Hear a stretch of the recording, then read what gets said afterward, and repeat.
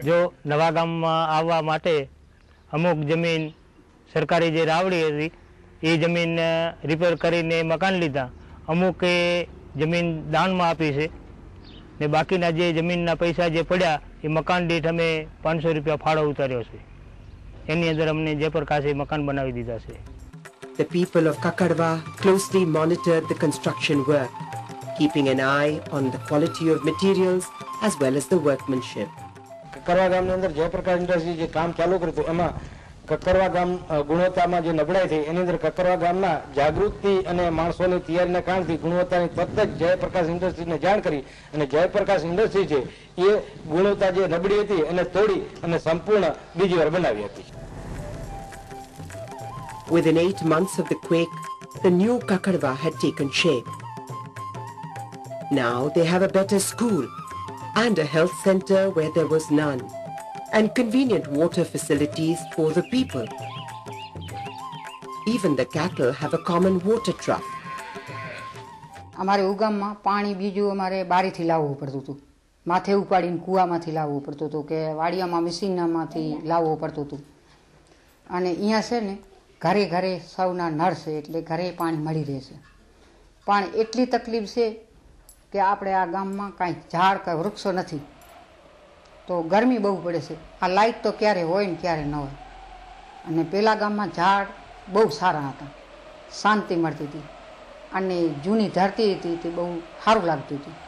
અને આ તો નવી વસાડ છે પછી રહેતા રહેતા સારું લાગશે. અત્યારે તો હવે આટલા 8 મહિના થયા કાંઈક શાંતિ છે, પણ નકા પહેલાં જેટલું તો શાંતિ ઓછી, પછી રહેતા રહેતા બરાબર થઈ જશે. સમજ્યા? પછી નિશાળ સારી છે પહેલાં કરતાં. પહેલે નિશાળ છે ને ઓછી હતી, ડૉક્ટર ગામમાં હતા ઉहाँ, અને અહીંયા ડૉક્ટર તો ભૂકંપમાં આવી ગયા ઉहाँ હતા એ. અને હવે ડૉક્ટર હજી અહીંયા આવ્યા નથી, હવે દવાખાનું બની ગયું છે એ બરાબર છે. પછી પંચાયત ઓફિસ બીજું ત્રીજું બધું એવું બધું શંકર ભગવાનનું મંદિર બધું બરાબર બની ગયું છે. While significant assistance was readily available to some of the areas, there were remotely located villages such as Facharia with a population of less than 300 that ran the risk of being overlooked in the immediate post-quake relief and in the longer-term rehabilitation efforts.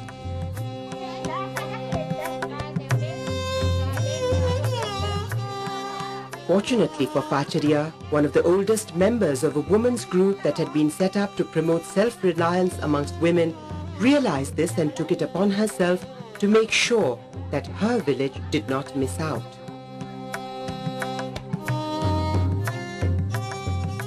Varjuma decided to approach the local non-government organization working in the area to seek help.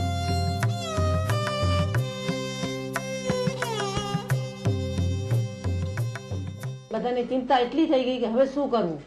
ત્યારે વર્જુમાં એક મુદ્દત ઉપાડ્યો કે ચલો આપણે સંસ્થામાં જઈએ, આજે અમારી સાથેથી 10 વર્ષથી સંકળાયેલા છે તો ત્યાં જઈએ, એ આપણને કાંક ભૂંગાનો કાંક રસ્તો બતાવશે.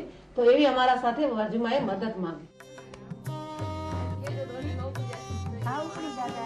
જવાબદારી કોની? અમારી.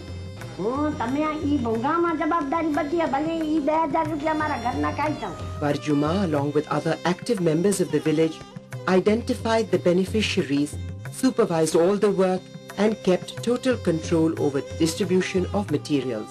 એને બધા લોકોને જે આ ટેમ્પરરી શેલ્ટરનો મટીરિયલ આવેલો હતો એ મટીરિયલ બધાને સરખે ભાગે જે જરૂર મુજબ આપ્યું અને પછી લોકોને જે બાંધવાની ટેકનિક હતી કેવી રીતે બનાવવું એ રીતે બધાને માર્ગદર્શન આપ્યું. Varjuma's initiative served as a catalyst for members of her village to become actively involved in organizing the aid provided to restore life in the village. Restoring some homes in a tiny village is one thing. The task of restoring thousands of homes and the lives of the people in a city can be far more complex.